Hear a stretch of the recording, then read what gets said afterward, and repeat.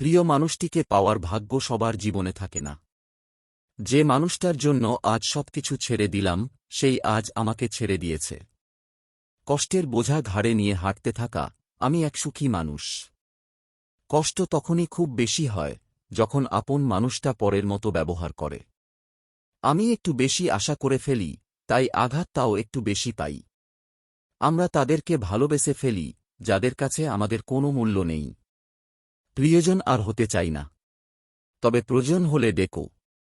একটু আড়াল হলেই বোঝা যায়, নিজের অস্তিত্ব অন্যের কাছে কতটা মূল্যহীন। নিজের কাছের মানুষদের চলে যেতে দেখাটা অনেক কষ্টের। কিন্তু সে চলে যেতে চায় জেনেও তাকে ধরে রাখাটা আরও বেশি কষ্টের। তোমাকে নিজের মতো করে চেয়েছিলাম, কিন্তু তুমি তোমার মতো করে হারিয়ে গেলে। হারিয়ে গেলে কেউ খুঁজবে না, অথচ সবাই বলে তুমি চলে গেলে খুব মিস করব। মন থেকে চাওয়া জিনিসগুলি মন খারাপের কারণ হয়ে দাঁড়ায়।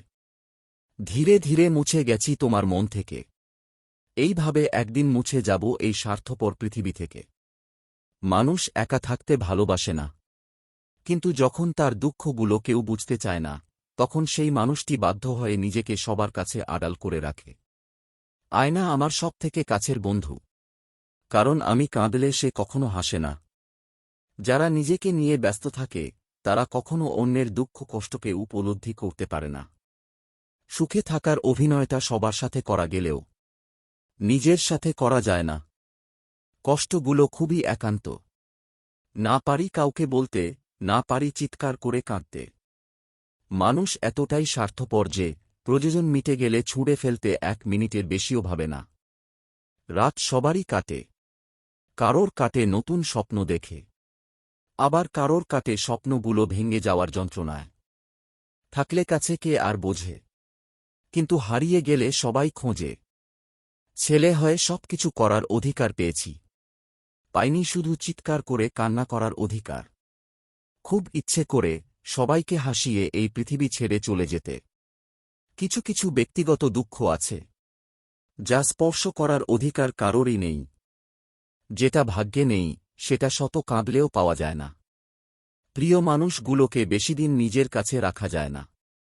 হয়তো তারা চলে যায়, নয়তো নিয়তি তাদের দূরে ঠেলে দেয়। কষ্টের ভাষা শুধু চোখের জলে হয় না।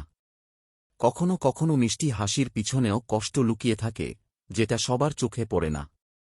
মাঝে মাঝে জীবনের সবচেয়ে বেশি সুখের স্মৃতিগুলো সবচেয়ে বেশি কষ্টের কারণ হয়ে দাঁড়ায়। যে তোমায় বুঝতে চায় না, তার কাছে বারবার নিজেকে প্রকাশ করতে যেও না, কারণ সে তোমাকে কখনো বুঝবে না। বিনিময়ে তুমি শুধু কষ্ট পাবে।